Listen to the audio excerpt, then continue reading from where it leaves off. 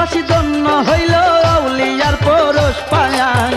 এই বাংলাতে শুইয়াই আছেন 360 জন আউলিয়া, সিলেটেতে শুইয়াই আছেন 360 জন আউলিয়া।